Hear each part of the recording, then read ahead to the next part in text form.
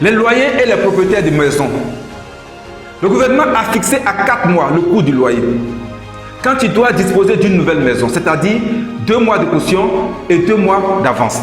Mais voyez-vous, on a l'impression que le gouvernement même n'est pas sérieux dans toute cette affaire-là.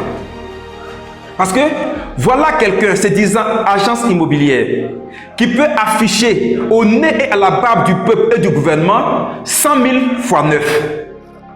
C'est-à-dire maison 100 000 et 9 mois de caution, d'avance et d'agence y compris. Et le compte, il affiche également son numéro, narguant ainsi et le gouvernement et le peuple.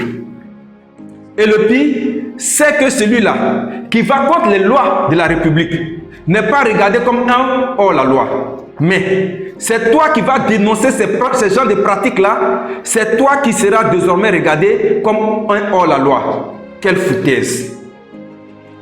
Et quelle est cette histoire de pas de porte en Côte d'Ivoire, ici? Et quelles sont les réglementations en vigueur qui soutiennent cette pratique véreuse-là? Et le gouvernement fait semblant de ne pas être au courant de ces genres de méchantes pratiques très graves dans ce pays. Par ailleurs, voilà quelqu'un se disant propriétaire des maisons. Parce qu'il a versé 2 brouettes de sable et mis un paquet de ciment là-dessus, soit disant qu'il est en train de faire des réparations, la maison qui coûtait auparavant 30 000 francs passe désormais au prix de 60 000 francs. Voyez-vous cela? Ce genre d'augmentation abusive doit désormais s'arrêter. Quand tu parles, ce propriétaire de maison te dit que ce n'est pas toi qui as construit sa maison à sa place.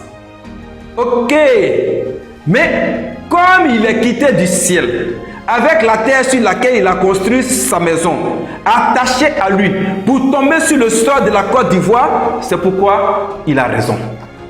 Alors, si ce n'est pas le cas, il doit savoir qu'il appartient d'abord à une communauté, à un quartier, à une ville et à un pays, et qu'il n'est pas au-dessus des lois. Il va s'aligner, car plus rien ne sera plus jamais comme avant.